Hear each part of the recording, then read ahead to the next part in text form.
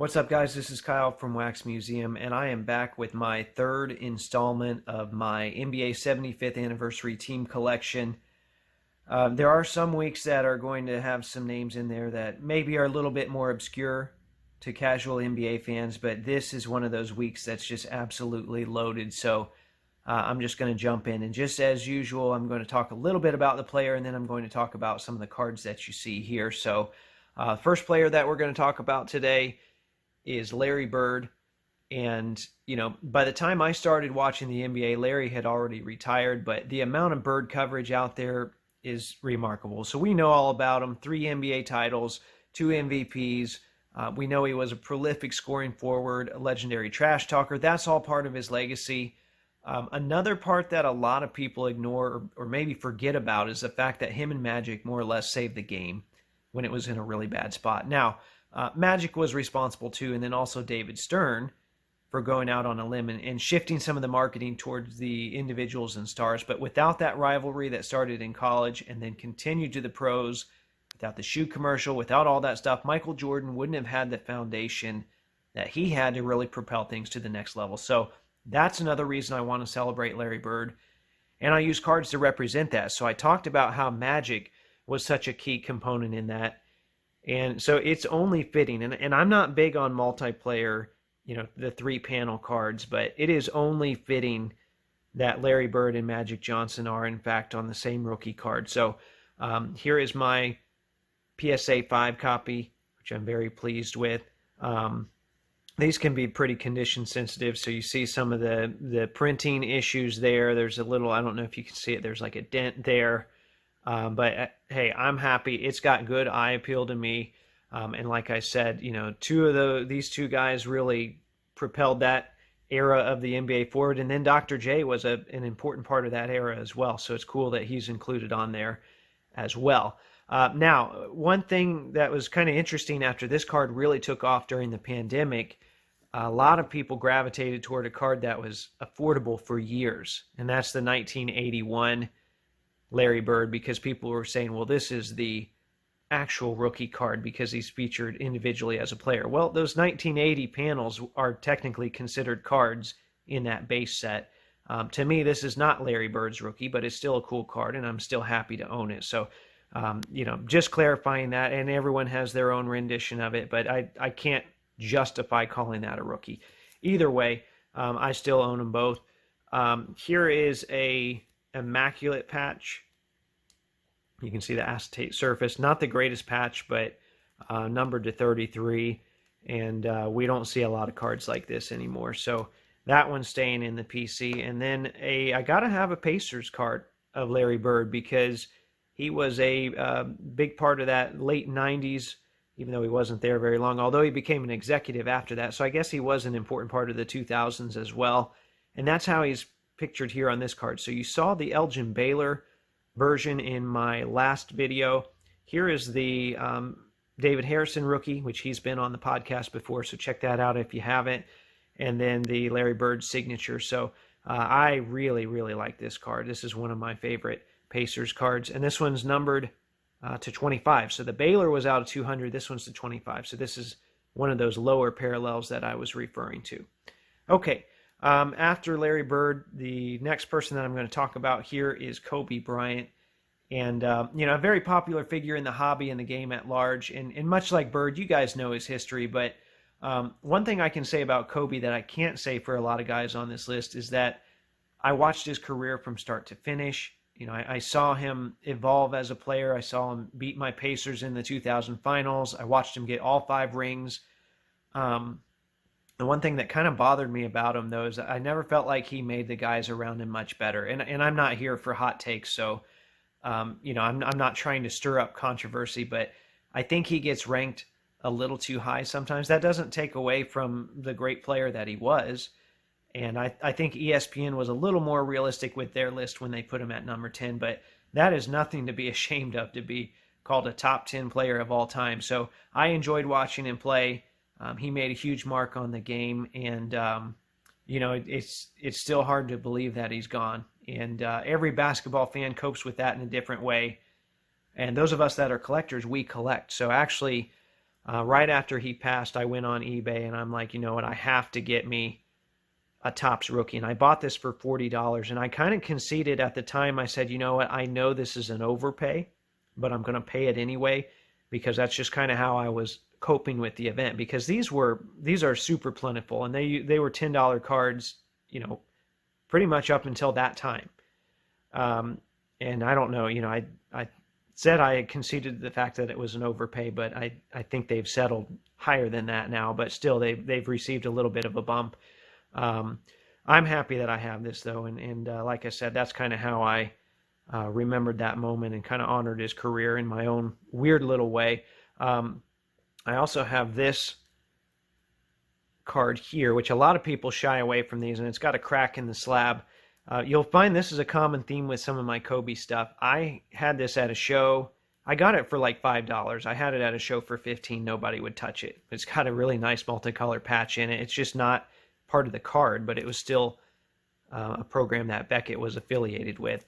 So same thing with this relic card here. I got it for $11 off ComC. They didn't describe the damage that's here on the left side. I had it at a show forever for $15, and nobody picked it up. And well, now I'm glad that they didn't, because this is going nowhere. This is pretty cool card here, a giant piece of a basketball that he played with.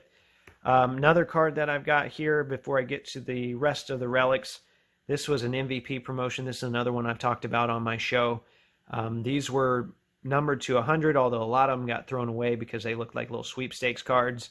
I found this in a dollar box. It was bricked between tons of 1999 orange Topps base. So sometimes it does pay to actually sit there and pull all the cards apart, and that's what I did in this case, and I got a real nice one out of there. Okay, this one is a game-dated shoe that I've shown on the channel. You know, I could talk and kind of recap all that, but that video's out there, so I'll let you watch that if you want to. But I got to be careful because I don't have the front of the case on this. But there's the shoes pictured right there, and it tells you that they were worn on March 25th, 2012. And then finally, I've got this patch numbered 10 out of 10. Another purchase that I got after he passed away, and surprisingly cheap. I don't know. I honestly don't know. I don't know if people were scared of the patch. But if you look at the other cards from that print run of 10, there are other pieces of the Larry O'Brien trophy. So these look like they're from NBA Finals warm-ups. Because you can see the stitching. That's where the purple stripes from the warm-ups were, the purple stripe patch pieces. There's part of that Larry O'Brien trophy. I got that super cheap.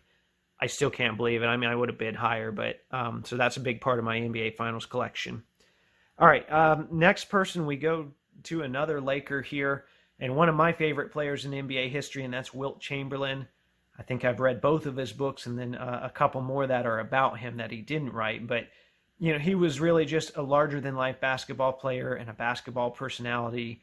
If you haven't already done so, check out the Wilt Chamberlain archive channel here on YouTube. I think they've compiled every available Wilt Chamberlain clip over time, which is, you know, special considering what little coverage the NBA received in the 70s, relative to today at least. I know I mentioned that Kobe wasn't always the greatest teammate, and there's a lot of people that have said that about Wilt as well. There might be some truth to that, but it's interesting. He heard all that chatter one year and decided he was going to lead the league in assists, and that's what he did. Now, he didn't have the most assists per game, but he did have the most total assists. So overall, he was just an insanely talented and interesting and complex dude. I like reading about him. I like collecting him. And I've got quite a bit of stuff here that I'm going to try and run through for you. The first thing here is my 1961 Fleer Wilt Chamberlain rookie, PSA 2. So it's got some wear on it, but I bought this in 2019, and I was kind of looking at Jordan rookies at the same time, and I said, you know what, Jordan rookies are too plentiful relative to 61 Fleer. So, you know, I don't know dollars-wise which one's higher right now. I don't really care. I feel like, you know, you go to a show, you don't see very many of these, and you can see tables full of 86 Fleer Jordans. That's not to diminish that card. I'd still love to own one, but you know, I'm glad that I grabbed this one. So also in that 61 Fleer set, we've got the secondary rookie, and this one is super beat up. This one, you know, this was before things got crazy. I got this for like $35. So, and it technically considered a Wilt rookie, even though it's not the main one here. As we go, continue throughout his career, I've got a couple here, and I'll show you. I guess I've upgraded over time, or I've got variations. So I've got a 72 Topps, just a regular one. I've got a 72 Topps PSA 7, which was a gift from a listener, a very generous gift, so thank you. And then I've got a, he only signed the first name, but that's common on some of his stuff. This thing's bent in half, but it's JSA certified, so one of the craziest looking Wilt autos you'll see in terms of, card condition, but it's a huge part of my 72 set. I bought this for $100. So I can't imagine finding a Wilt JSA signed card for $100 now. So I guess I got in at the right time. But speaking of that 72 set, got this one here. And then I've got the signed version, which I don't think this cost me, much more than that either. Although you can't see it very well in the video here. It is signed in ballpoint, but you can see it more in person. It's signed. This one's signed Wilt Chamberlain. So happy to add that one as well. And then I have another gift from someone, my friend Kurt, and this is a 74 Wilt Chamberlain from when he was a player coach, or tried to be a player coach of the San Diego Conquistadors of the ABA. They didn't end up letting him be a player. There was some contract, some legal issues with the Lakers, so he could only end up coaching. And to say that Wilt coached is a bit of an overstatement, but he was there sometimes. We'll just put it that way. All right, speaking of ABA, let's transition to this card here. This is a relic from Upper Deck numbered to 300. Now, it says it's from the 1972 NBA All-Star Game from a warm-up. If you look at that game, they didn't wear blue warm-ups. This is actually from an NBA ABA All-Star kind of matchup or duel in 1972, which they don't mention that on the card at all. But you can go back and look at the pictures in the video and figure that out. They just, Upper Deck just didn't go into that. I wish they had, but it is what it is. I mean, we've got the technology now. And then a couple other Upper Deck patches here. I've got this really nice 3-color patch, and this, looks like an old jersey. That's what I want my old jerseys to look old. And that's numbered 69 out of 100. No comment. And then this one here, same set, but not as nice of a patch, but I still like having both of them. I just love those old pieces there. That one's numbered 44 out of 100. All right, hard to follow Wilt Chamberlain, and we've had 2 Lakers in a row, so I suppose we should have 2 Celtics in a row here. Next up, we've got, and I'll bring some of them into frame here. Let's move Wilt out of the way, or move Wilt a little bit. You can't, Wilt's larger than life. You can't move him out of the way. So we've got Bob Cousy. And Bob Cousy was a really important piece in the early development of the NBA. And I should note, any of the players from the 50s are, like Cousy, I guess, are a great lesson in why context matters so much. Because you watch clips of these guys dribbling up and down the floor, and sometimes they look kind of funny. But Bob Cousy was labeled the Houdini of the hardwood because context matters. He was out there dribbling behind his back and placing the ball in near impossible spots relative to that era. He was kind of like an alien compared to the rest of the league, just the things that he was doing. So Cousy was the first real great, innovative point guard. And he led the league in assists for 8 straight seasons. The league was changing with the addition of the shot clock, and he helped pave the way for every point guard that came after him. And by the way, he helped the Celtics win 6 of their titles. Now, he came back for it was like 7 games to play with the Royals after he had been retired, I think 6 seasons.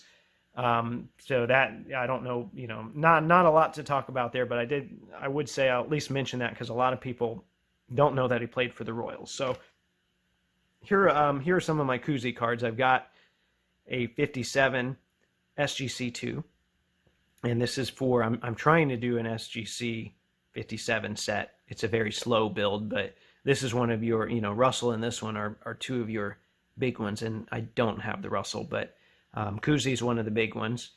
And then after that, of course, we had 61. Oh, I should show this. Actually, this is my 57 reprint refractor from 1996, and not really greening like most of them are.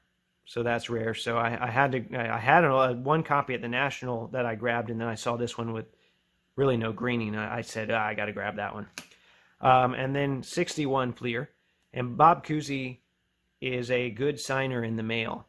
So you got to send them one at a time, which I did. I sent these like 2 years apart. But anyway, he signed both of those for me. So very, very happy with those. I love those. I love old signed cards. And then there are very few Bob Cousy relic cards out there. All of them that I've seen that are, not counting like pieces of floor, are from Upper Deck.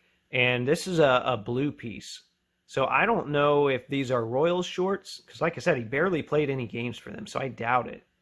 I think they might be all-star shorts, but I'm not 100%, and it's not the same material as this Wilt blue warm-up. So I don't know. It's like it's got more like sheen to it. So I don't know. I'm not sure. I don't know if I'll ever figure that out, but I am trying. And it says on the back here that it's from a shorts worn in an NBA game. Now, they take NBA game loosely. That could be like an old-timers game at All-Star Weekend. So it's hard to tell. But anyway, like I said, there's not a lot of Cousy relics out there. So I grabbed that one when I saw it. All right, final guy. We've got it's very Celtic heavy. I guess there were 3 Celtics and 2 Lakers on today's list. But we've got Dave Cowens. And Cowens is the first big man of the Celtics on that list, and at 6'9". And technically Bird was the same height, but we don't think of him as a big man. And he didn't fill that role like Cowens did, and he didn't need to. But like pretty much any other Celtic that's on this list, he's going to have some hardware. So the things that stood out to me about Dave Cowens, he's got 2 rings, he's got an MVP award, and that MVP award came in his 3rd season. So he was a young MVP. He was never really flashy. He even said at his Hall of Fame induction that he represents the working class of the NBA. And that's part of why we don't hear much about him. And his highlights are pretty much, all the same, or they're just clips of him diving or rebounding. But you know what? Someone's got to do it, and that's important. I realized here that I didn't grab my 71 Topps rookie. So I'm going to have to do a video because I found Ray Allen cards. I found all sorts of cards that I didn't include. As I was sorting through these. I'll do a video at the end of the cards that I forgot, but I've got my signed 72 that I sent to Dave Cowens, and he graciously signed. And then I have a nice old-looking, so I just mentioned that, an old-looking, dirty Celtics patch of Dave Cowens. I don't have a lot of Cowens stuff, but happy to have those 2. So there you have it. That was a pretty loaded video. That'll probably be one of the longer videos until we get to the Jays with James and Johnson and Jordan. That's going to be a loaded video too. But if you like this video, please like, comment, and share, because these take quite a bit of time to put together, although I enjoy it, so I'm not complaining. But please help me out in that way. And then, as always, thank you for watching.